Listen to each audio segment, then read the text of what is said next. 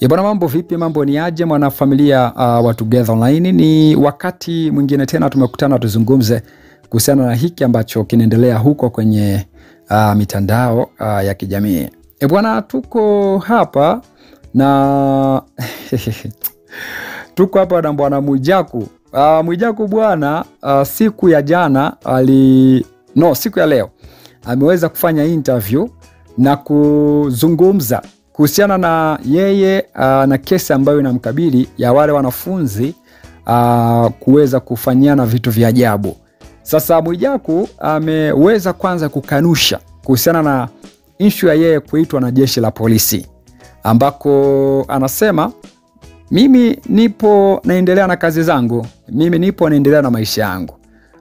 Jana nimeposti nikiwa nyumbani kwangu, leo nimeposti nikiwa katika harakati zangu. Kwa hivyo kuhusu kesi mimi sijui chochote, kwa sababu katikati ya wale mabinti sikuonekanapo mimi. Mwandishi wa habari akamuuliza jina lako lilitajwa, akasema ingia kwenye mitandao ya kijamii search Mwijaku, yatakuja majina mangapi pale? Yatakuja majina mengi sana. Kwa hivyo Mwijaku hapo wengi, sio mimi. Mimi naitwa Barton, Mwemba Barton, na mimi ni mume wa mtu ambaye tayari nimeshafunga pingu za maisha na mwanamke wangu, mke wangu.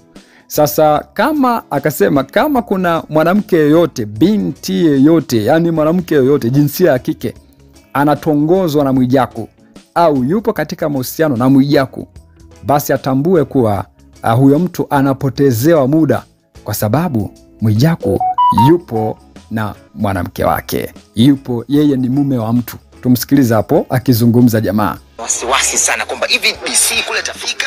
Kwa hiyo watu walikuwa na wasiwasi sana kwamba hivi DC kule tafika, kwa hizi taarifa ambazo tunaziona mtandaoni kwamba kaitwa na jeshi la polisi kwa ajili ya ile issue yake na wanafunzi wa chuo. Usiingize kwenye issue. Mimi si usiki wakati wanapigana pale.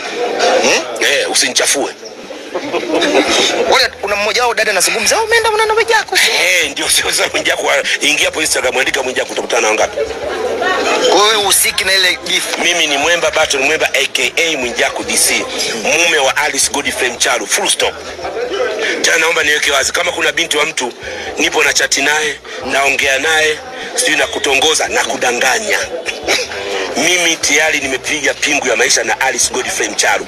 Anizike nimzike au animzike anizike, full stop. Mimi mengine yote hanihusu. Na mke mmoja. Kwa taarifa ambazo tuliziona mitandaoni kwa waulize walotoa taarifa. Waulize walotoa taarifa, sio mimi. Ukaenda polisi. Jana umeniona niko nyumbani kwangu nachezea mbwa usiku saa 4. Leo asubuhi nimeamka na kanzu yangu, nipo nyumbani kwangu, wani mvua inanyesha. Watu walikuwa na wasiwasi sana. So huyo ni bwana Mwijaku, ameweza kukanusha kwamba taarifa za kuitwa na jeshi la polisi sio kweli.